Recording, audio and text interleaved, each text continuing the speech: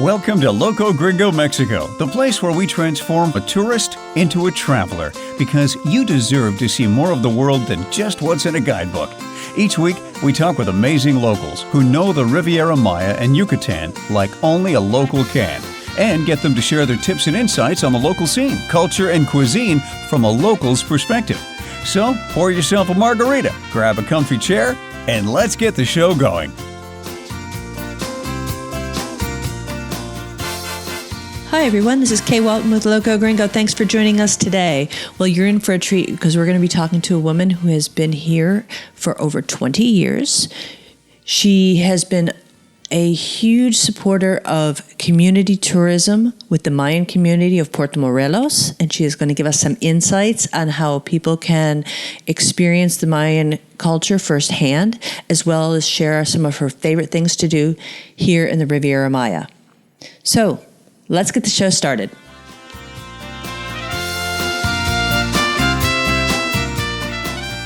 Hi everyone, this is Kay here at Loco Gringo, and I am so thrilled to have Sandra Dayton with me today. Sandra's in Puerto Morelos, and I found Sandra, actually I was looking for a massage while I was in Puerto Morelos, and everybody said the Jungle Spa. And so we tracked Sandra down, and I was really happy that she accepted our invitation to be on our show. Sandra, good morning. How are you? Well, buenos dias. Good morning. Thank you for calling me. I appreciate it. Oh, no, great. It's absolutely my pleasure. Now, Sandra, I can't believe, I think you have been, out of all the people I've interviewed so far, you have been here in the Riviera Maya longer than anyone else I've spoken to. Well, that makes me old, doesn't it? No. It makes you adventuresome and a pioneer in all of the good sense. Well, an icon. There you go. That's a great one. Wow, you're an icon. So, can you tell us a little bit about your journey? How I know you came here around 1990. How did you wind up in Puerto Morelos, and how did you just get here? It's amazing. Well, I've been in tourism for a long time, since I was a young girl. I'll start out with Mexico.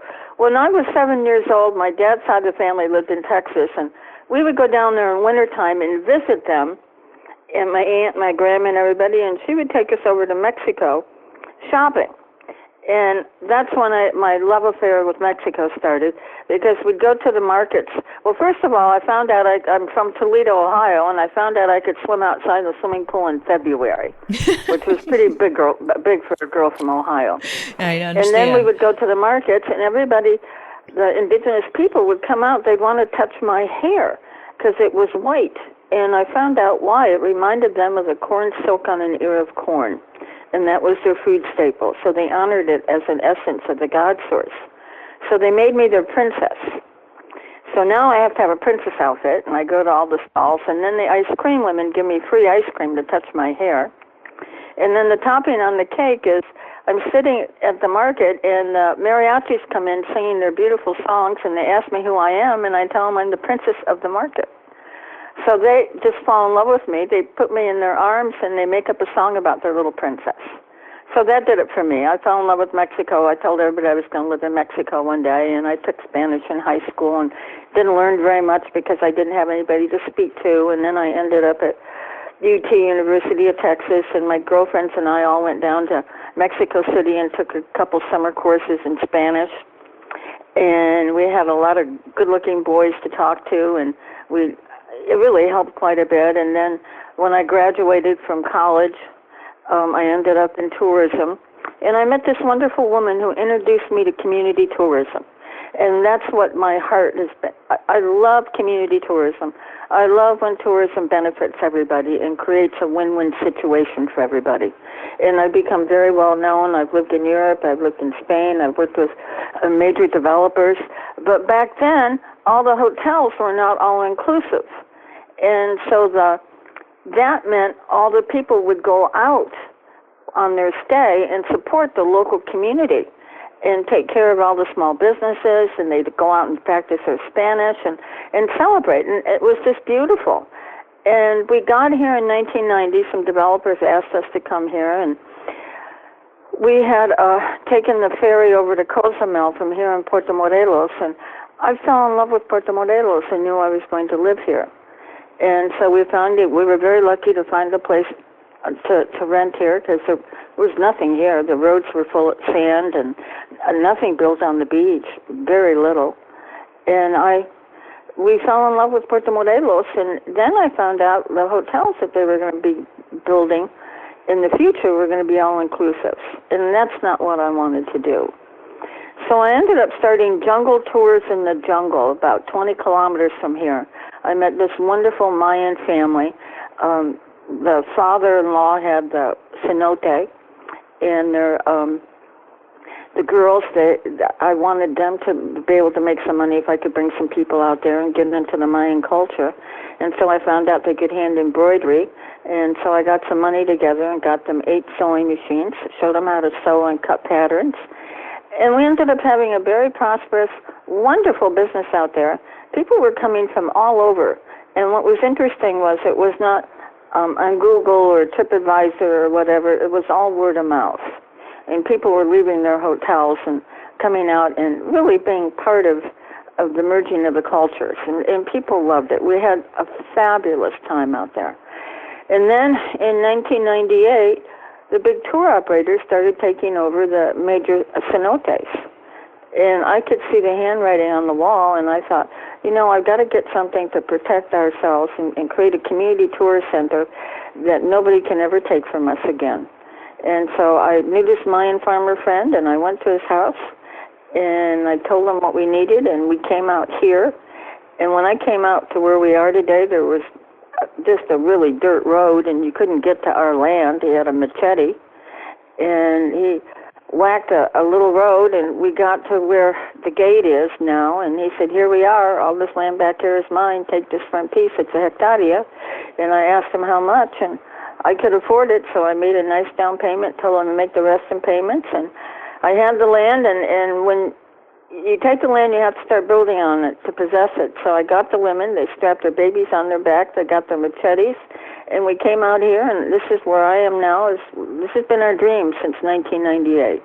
And everybody made fun of us and said nobody would ever come out here, that we were crazy. And I said, we used to get people 20 kilometers into the jungle. We'll get people, and they'll come out by themselves. Let's not worry about it.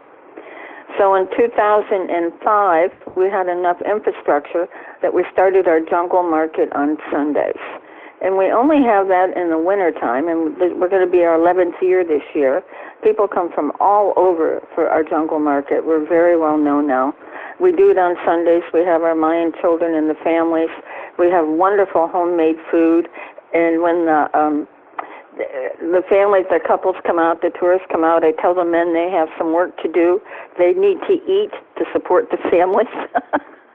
And we have fabulous food, so everybody eats everything up. And then we do a wonderful show. And what I've added into our show is a peace ceremony. I've been doing that for 2 years now. And one thing we really need is peace in the world. And I'm just so surprised how people really love this peace ceremony. And I do a little talk, and I ask them where everybody's from, and then we get representatives to come up and make a circle. And we send out peaceful energy throughout the world. And everybody makes a commitment, and we hold hands. And then the Mayan women do their beautiful show and their dance.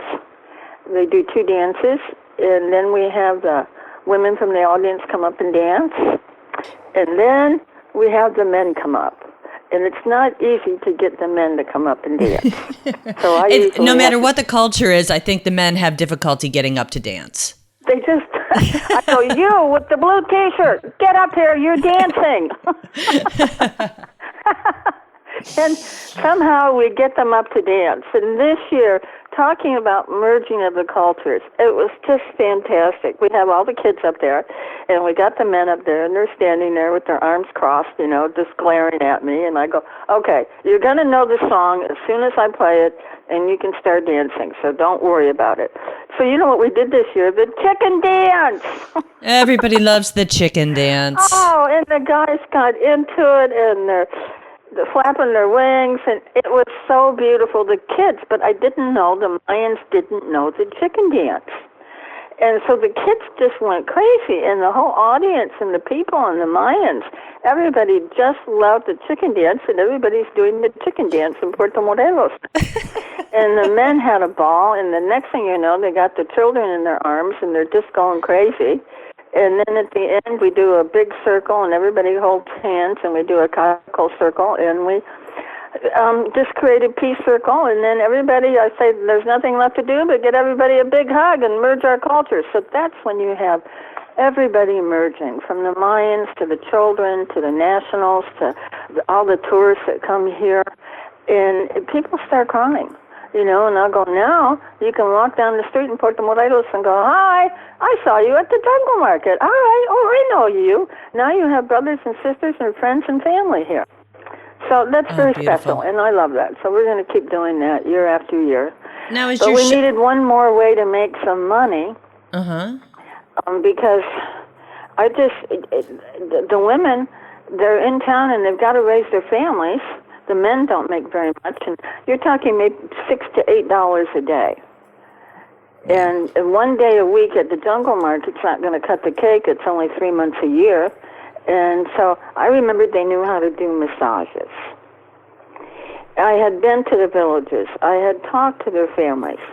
And I did some research and study. And the first thing I found out was massages started, when they began in 4 BC. It's the earliest that they have on massages, evidence of massages. And so the indigenous people have been healing with massages since 4 BC, and they know the body inside and out. They had to. There weren't hospitals or clinics or doctors. The only way to heal was through the massage, and they had to know the body. And so when I did my little investigation in the Mayan communities, it was the same thing. That was the only way to heal. And so it's been passed down from generation to generation, and for the Mayans, it's been over 3,000 years. And so I found out all the mothers and grandmothers and daughters and the grandfathers, they all teach this to their families so they can heal themselves. And so I sat the women down and told them we were going to open a jungle spa. I had been to the resorts. I found out how much they were charging, and they're the fluff and buff. And so they all looked at me and just thought I was absolutely crazy. And I asked them why, and they said, well, we didn't know all the tourists that come here on vacation are sick. Well, I never thought about it, but they only gave massages to people when they were sick. So I looked at them and I said, don't worry about it. We don't care. We'll get a massage with anybody. We take our clothes off and get a massage with anybody. Don't worry about it. And they looked at me and they said, you mean you get naked, you lay on a table, you don't even know the person, and you're not even sick? Absolutely we do. And I didn't dare tell them, oh my gosh, people were going to be naked on top of it. I had cultural hurdles I had to cross that you don't think about, when you're putting something like this together. And this was pretty serious. And we had to get relaxation techniques in. Mm-hmm. So I offered courses in Mayan abdominal massage for free. And I have a little place for them to stay. And so we had over 12 massage therapists come down from all over, take the course. In return, they offered them courses in Reiki and Shiatsu and Swedish and energy work. And then the government came out and they sponsored a state course in spa massages for our girls and the people in town. Oh, beautiful. So they got their certificate. And so what my women have done is put everything together, all the techniques together, the old with the new. The old with the new. And we do an excellent massage. They're healing massages. People are getting very used to our massages. People are coming from all over the world now. And we just let people know what kind of massage we're doing. We get the circulation going. That's what the Mayans taught me. That's the most important thing you can do is have good circulation because that cleans the toxins out of your body. Mm-hmm. We get the knots and the inflammation out. And people are really getting used to our massages. And so now, great. They were used to the fluff and buff 50-minute massage, and now they're getting the hour and a half. I've got people coming this week that are doing 2-hour massages 3 times while they're here. And I'm really proud of people. People are starting to understand they need to take care of themselves. And they understand what a good massage is all about. And the women make 75% on each massage, and I pay them every day before they go home. Oh, that's so awesome. They're making some decent money, and they're being able to take care of their families. We've got the kids in school. And one of the most important things, I wanted my women to have a roof over their head. So I knew that as they got older, they would have, I didn't care if it was a palapa or a one-room house or whatever they needed, but something that they could always have a home over their head and they wouldn't be homeless. And we've accomplished that as well, and I'm so proud of them. They're so proud of themselves, our families. And I just thank all the tourists that have come out here and come out of their hotels and support the local community. You, as well as I know, you've been here for a long time. I remember when I went to Cancun in the 90s, everybody was out and about because they weren't all inclusive. And everybody was supporting the local communities. And Cancun was just full of people, and people were waiting in line to get in restaurants, and everybody was shopping in the stores, and all the small businesses were really active. And I would love to see that again. I would wonderful. too. I love merging cultures, and I love people coming out to our jungle and having an adventure, and I love seeing their faces when they get out of the taxi. A lot of times they're scared to death, and then they come out, and then it's something that they remember all their life. And so I'm just very happy to be able to offer what we offer to people. And I'm so pleased that there's other businesses on the Mayan Riviera who think like I do and have some beautiful businesses, and just trying to get all the people out of their hotel and merge with our Mayan culture here and support the local people and the economy and have a wonderful experience. Absolutely. I think, we get a lot of people. I also think they look at the Riviera Maya and they go, oh, it's all beach. And it's not all beach. It's the jungle. It's the cenotes. It's the people and the culture. We're more than just sand and blue water. And I know part of Loco Gringo and everything is we're trying to get people off the beaten path to experience a little bit more. Yeah, we'll show you a great beach and everything. That's easy. But some of the most enriching experiences are off the beach. And like at the jungle spa and visiting the cenotes and going on some of the more rustic or adventuresome type activities that are available. Yes. And meeting the people from here. Absolutely. They're so warm, and their smiles are so beautiful, and they're just so happy to meet you. It's just so pleasant and wonderful. And I love when they merge the cultures together and see that the families are happy and there's a lot of love. And I really think that's how we're going to have peace in the world, with people getting out and supporting and merging with cultures, don't you? Oh, I absolutely do. And I think, we may not be able to change the world, but we can try to change our communities one person at a time. That's exactly right. Just everybody can do this one at a time. I'm with you all the way on that. Lead by example, and That's right. That's right. And that goes with everybody who's listening, is that if you come down and you're visiting the jungle spa, getting involved with community tourism, you're setting an example not only for yourself, but your friends and your family, and say, here's a deeper level experience than just staying at a big resort and having a big box vacation. So, well, Sandra, I have to ask, you were in Mazatlan before you came to the Riviera Maya, correct? Well, we came from Spain, and then we went to, I don't remember, Puerto Vallarta, and then we went to Mazatlan, and then we went to Cozumel, and then we came to Puerto Morelos. So I know Puerto Morelos is your home. Is there another place in Mexico that is one of your favorite spots that has a warm place in your heart? Well, we would go to San Miguel de Allende and spend a month there. I always loved going there. I love San Miguel as well. It's a beautiful area, and I like the cooler weather.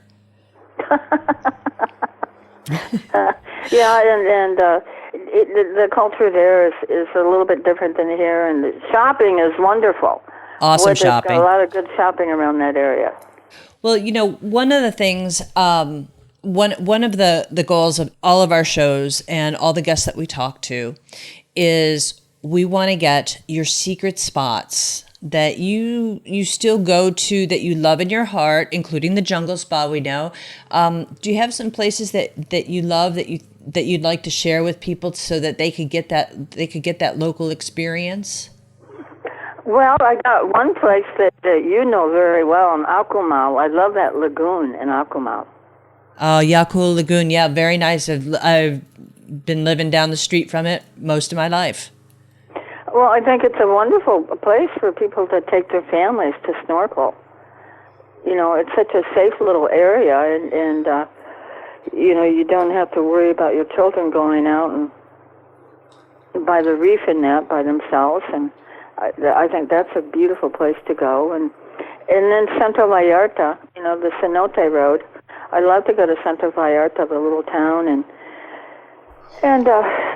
get out and talk to the people, and they come out and they bring some food to you. They're always got some food, some tamales or something to eat, and they laugh and giggle with you. And also the little towns, I love to go around Coba. Absolutely. Those little villages around Coba on the cenote. I have a question for you. For Central Vallarta, how far how far west on the highway is it? Off the 17 highway? kilometers. Because I don't know if I've been out the Cenote Road, and for anybody who wants to know what the Cenote Road is, it's a road just south of the main part of Puerto Morelos off of Highway 307, and you take a right-hand turn if you're headed south. And so you're headed due west. Lots of cenotes out there, beautiful area. But I don't know if I've ever been to Central Vallarta, so I'll have to check it out. Yeah, it's almost at the end before you take that curve to the right. And that's where I started my jungle tours, and the people that have been there are still living there, and not many people go in there anymore, and they still have some things that they sell, and they've got, it's lovely there. It's just lovely. The people are wonderful. Now, is Nuevo Leon, is that then beyond Central Vallarta? Yes, it is. That's about another 15 kilometers, 20 kilometers. Okay, I just remember that name. Years ago, there was a cenote that fell in that opened up, and I remember reading about it in the newspaper and everything. I was like, oh, I wonder where Nuevo Leon is. And at that time, the cenote, I mean, it was just really, really rough road, so it wasn't just something you were going to... pothole road. Exactly. So we weren't going to hop in the truck and drive down. It was just like, nah, forget it. Now it's a streamlined highway. Now, with Coba, I mean, do you spend a lot of time? Do you go to the ruins still at all, or are you mainly just involved with the pueblos? Yeah, do you? You know, for me, Tulum has really become so touristy, but it's hot. There's no shade in Tulum. And it's just really, really hot, and it can be very uncomfortable for people. And Coba, you know, you have the tall shaded trees that keep you shaded. They have those bicycles, and either you can rent, or you have somebody take you on those bicycles, the tricycles, or you can walk, you know, and they've got wonderful little restaurants around there. And then the little villages around there, they're really something. They're really wonderful to visit. And they're still, what I love about it is the people are still living like they have for thousands of years. Absolutely. And so that's a real treat, I think. And I also, do you remember when you didn't have the toll road going to Chichen Itza, and so you had to go on the old road? Yes. And you went through the towns and villages to Chichen Itza. And it was wonderful. That's when you really got into the culture, because you'd see these people coming out, and these people are living, they're still living today like they have for thousands of years, in their little palapa, their milpas, they're wearing their huipiles, their men are wearing their little white outfits. It's just really something to see. And this culture that has existed for thousands of years still living the same way. Absolutely. And there's a lot of ruin, like old churches and historic buildings, even though some of them are, you know, totally defunct. But just to see that view into the history, the rich history and culture of the area is just mind-blowing if you're up around, you know, Tizamin. You know, headed north up towards Rio Lagartos and everything. Some of the just the shells of these churches, they're just amazing. Well, it is, and it's wonderful for people to be able to just rent a car. It's very safe, and just to get out and merge with this culture, because I guess that's what's just awesome and just mind-blowing is that this culture, they're still living like this, like they have for thousands of years, and to be able to experience and be a part of it and merge with it is just, what an experience. Yeah. No, it's a real treat, and the nice thing is it is still alive and well and flourishing, and that people have the opportunity to immerse themselves in the culture and the people still today. It's not just something you read about in a guidebook. It's out there, and we can all help you experience it. That's right. Well, at our place, we have a big palapa. That's our meeting and greeting room, and each woman has her table of things to sell, and what we're doing is we're supporting like Tizamine and the local Mayan communities out in the villages, because before, if you remember, they had these speed bumps and you'd have to slow down in these villages, and then people would bring out things to sell, and that's how they would be able to make some extra money. And now everybody's taking the toll road, and people are not going on these into these towns and villages. So we're trying to support, their aunts and their grandmothers and their families, trying to sell some of the stuff in our palapa. I totally forget that tope food is some of my most favorite food, and tope is Spanish for speed bump. And the people would be selling oranges and tortillas and tamales and everything, which I absolutely love. And I never thought about it because I just recently took the new toll road from Playa west, and I was on a time schedule, and sure. And now that you mention it, is right. Yeah, you don't have that experience of hitting that speed bump and checking it. If anything, just looking at these people and waving to them and trying and connecting with them. And actually, the local fare is quite delicious, and an adventure in its own right. And I forget that. Yeah, that's what the toll road takes away from that income and that experience. That's a shame. So it saves some time off the drive, but you know what? The price that you pay besides the tolls is you're paying the price of missing part of the entire experience. Or Kay, you can do one thing. You can take the toll one way and take and go one way on the toll, and then save another to come back, or exactly. Going there. Take the toll on the way home because you're going to be tired then. That's the real true Mayan culture. And I just think it's so amazing. I mean, it still exists. Their culture still exists. That they've lived thousands of years the same way. I can't get over it. Absolutely. No, it's fabulous. Sandra, how can people connect with you to not only come and visit the Jungle Spa, attend the show, find out about the Jungle Market should be starting up here in the next couple months, correct? Mid-December. We go from mid-December in high season through right before Easter. And the show, is that also just seasonal?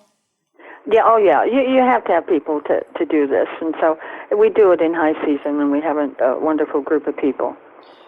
Well, how can people connect with you no matter what time of year it is, to my website, www.mayaecho.com.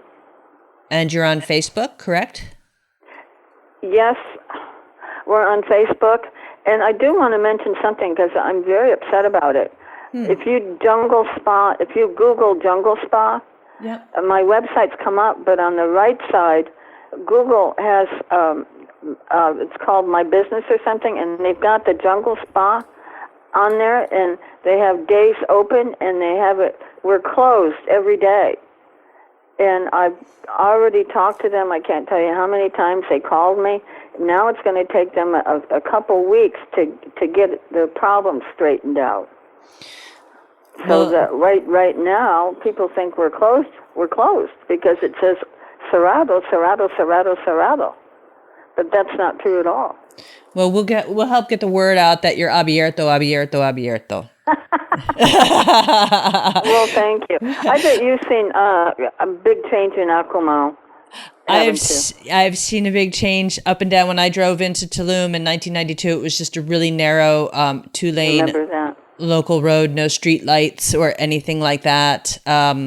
Used to do all my grocery shopping between 3 stores in Cancun at 10 o'clock at night after diving all day. And I've seen a lot of changes, and life's changed, and I try to refrain from being caught up in the romantic notions of everything that were in years past. I treasure my time in Mexico greatly, and it's been a wonderful experience, still is a wonderful experience. It's just a different experience now for me. That's part of, I think, why I'm started our podcast project and talking to people such as yourself, is to really get people to know is that some of the romance and the great stories, the great people, the culture, it's still all there. We're all here, and it's not going away. About that, Kay. Puerto Morelos, we've grown. Yes, we've grown. But we're not a Cancun, and we're not a Playa del Carmen. We're still small. And what I love about Puerto Morelos, and everybody knows everybody, and once you start coming here, guess what? Everybody gives out hugs. We all give out hugs here. And everybody becomes a part of our community. So we're still a small, wonderful community. And people that come and stay in Puerto Morelos and walk down the streets and go to our restaurants and that, people really they love Puerto Morelos. And that's what people are looking for, community. And that's what's missing now all over the world. We need more community where people are connected together, and people do give hugs and smiles and recognize each other when they see one another. I loved it. I stayed in Puerto Morelos not too long ago. I wanted to experience, to me, it's always, I was always driving past it, going to or from Cancun, and stayed in Puerto Morelos, and yes, the restaurants. But I just enjoyed all the company of the people, and it was a great diversity of cultures that were there between the visitors, the Mayans and the nationals. It was just a great mix, a great vibe, and it has just a wonderful charm that gets harder and harder to find as the years go by. Anywhere, absolutely anywhere. Cozumel's grown a lot too, and the vibe's changed a little bit there as well. And that, but it's the development sometimes, and that it gets kind of overshadows some of the great people and cultures and things that are here.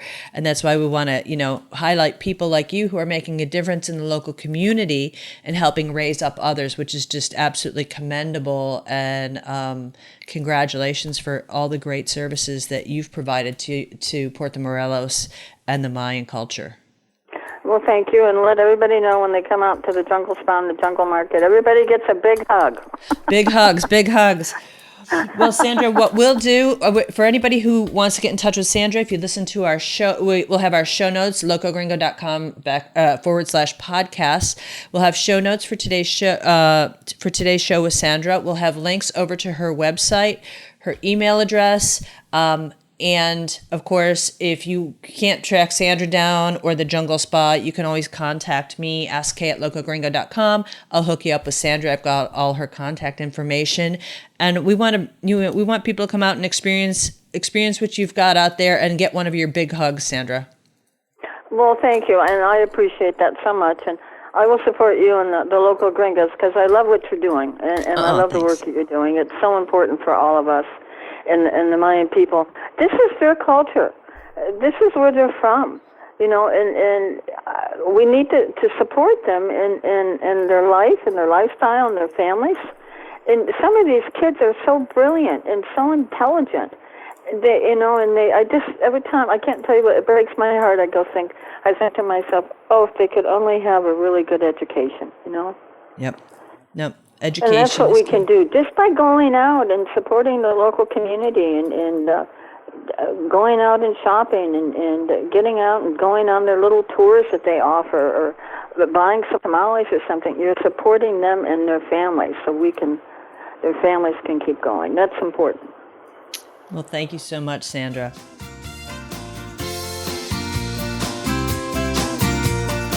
Well, a big thanks to Sandra and a big thanks to all of you for joining us today. I invite you to visit our website, locogringo.com. /podcast, and you can find today's show notes with links over to Sandra's website, as I mentioned earlier. Also, on Loco Gringo, you can find great local information, not only about places to stay, but about things to do. And also, we have a concierge who can help you find some of the best local services in the area. Well, until next week, everyone, hasta la vista.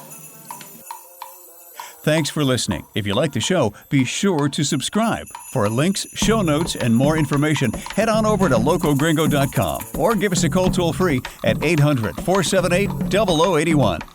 Porque se tragó la luna, estaba enferma la rana. Su madre soba que soba, dedos de pluma la panza. Pensó ranita que luna era una toronja blanca. Y aunque la luna es de leche, la leche estaba cortada. Croa, croa, dedos de pluma. Croa, croa, dedos de agua.